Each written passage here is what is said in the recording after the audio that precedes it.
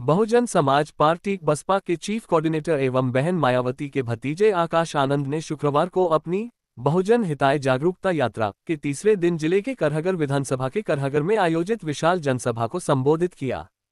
उदय प्रताप सिंह ने कार्यक्रम की अगुवाई की। हजारों की संख्या में जुटे कार्यकर्ताओं एवं समर्थकों के साथ आकाश आनंद एवं राज्यसभा सांसद ई रामजी गौतम का जोरदार स्वागत किया। उदय प्रताप सिंह ने आकाश आनंद को चांदी का मुकुट पहनाकर सम्मानित किया। मौके पर केंद्रीय प्रदेश प्रभारी अनिल कुमार, उमाशंकर गौतम, लालजी मेघानकर, एडवोकेट सुरेश राव, प्रदेश अध्यक्ष शंकर महतो मौजूद रहे। सभा को संबोधित करते हुए आकाश आनंद ने कहा कि यह यात्रा केवल चुनावी राजनीति का हिस्सा नहीं बल्कि समाज के दबे कुचले दलित, आदिवासी, पिछड़े वर्ग और वंचित तबकों को जागरूक करने का एक आंदोलन है। पार्टी का उद्देश्य सदैव बहुजन समाज के उत्थान और उनके अधिकारों की रक्षा करना रहा है। देश के महान समाज सुधारकों जैसे महात्मा ज्योतिबा फुले, छत्रपति शाहूजी महाराज, बाबा साहेब डॉक्टर भीमराव अंबेडकर और कांशीराम का स्मरण करते हुए कहा कि इन महापुरुषों ने अपने जीवन को समाज के वंचित वर्गों के उत्थान और उन्हें उनके पैरों पर खड़ा करने के लिए समर्पित किया। इसी परंपरा को आज मायावती ने आगे बढ़ाया है। बहुजन समाज पार्टी उसी मार्ग पर चल रही है। बिहार विधानसभा चुनाव होने वाले हैं। इस चुनाव में जनता को विशेष सावधानी बरतनी होगी। आकाश आनंद ने चेतावनी दी कि कांग्रेस, बीजेपी और उनकी सहयोगी पार्टियां हमेशा से जातिवादी मानसिकता से ग्रसित रही हैं और उनके शासन में दलितों, पिछड़ों और अल्पसंख्यकों का उत्पीड़न हुआ है। इन दलों ने कभी भी समाज के कमजोर तबकों के वास्तविक विकास की दिशा में ईमानदारी से काम नहीं किया। बसपा नेता ने दावा किया कि उत्तर प्रदेश में मायावती की सरकार के दौरान कानून व्यवस्था का बेहतर उदाहरण देखने को मिला, जहां हर वर्ग को सम्मान और किसी भी धर्म या समुदाय के बीच दंगे नहीं हुए। उन्होंने कहा कि यही बहुजन समाज पार्टी की असली ताकत है और बिहार में भी बसपा सरकार बनने पर हर वर्ग को न्याय और सुरक्षा की गारंटी मिलेगी।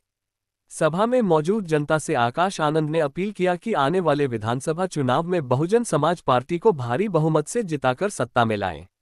उन्होंने कहा कि अब वक्त आ गया है कि बिहार की जनता जातिवादी और पूंजीवादी दलों से छुटकारा पाए और बसपा को अपना समर्थन देकर हाथी चुनाव चिन्ह पर बटन दबाए। वहीं केंद्रीय प्रदेश प्रभारी अनिल कुमार ने कहा, बिहार की मौजूदा सरकार जनता को गुमराह करने और ठगने का काम कर रही है। बीते 40 सालों में भाजपा और महागठबंधन ने सिर्फ बिहार की जनता को ठगा है। न पलायन रुका, न बेरोजगारी की समस्या हल हुई। नीतीश कुमार द्वारा 3 डिसमिल जमीन देने की घोषणा आज भी अधूरी है। बसपा के नेशनल कोऑर्डिनेटर सह राज्यसभा सांसद रामजी गौतम ने कहा कि बिहार में वर्षों से चली आ रही बेरोजगारी, पलायन और सामाजिक असमानता की समस्याओं का समाधान केवल बसपा की नीतियों और मायावती के नेतृत्व में ही संभव है। उन्होंने आश्वस्त किया कि सत्ता में आने पर उत्तर प्रदेश की तर्ज पर सरकारी जमीन दलित, पिछड़े और वंचित समाज के लोगों को उपलब्ध कराई जाएगी। मौके पर ई सुनेश कुमार, साजिद हुसैन, प्रदेश महासचिव अभिमन्यु कुशवाहा समेत हजारों की संख्या में महिलाएं, कार्यकर्ता एवं समर्थक मौजूद थे। उसके बारे में वैसे आप लोगों को कि यहाँ बिहार राज्य में जल्द ही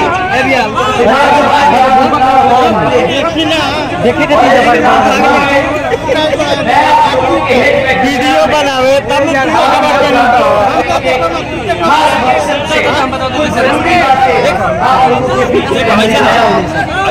लेकिन उससे पहले बीच में आदिवासी एवं पिछड़े वर्गों में जन्मे अपने सभी महान संतों, गुरुओं, पुरुषों में भी खासकर हमारे महात्मा ज्योतिबा फुले, छत्रपति शाहूजी महाराज, श्री नारायण गुरु, बाबा साहब डॉक्टर भीमराव अंबेडकर जी एवं मान्यवर साहब श्री कांशीराम जी को तहे दिल से नमन व श्रद्धा अर्पित करता हूं, जिन्होंने अपनी पूरी जिंदगी इन वर्गों के लोगों को अपने पैरों पर खड़ा करने के लिए समर्पित की और जिनके बताए हुए रास्ते पर चलकर अब आदरणीय बहन जी के नाम से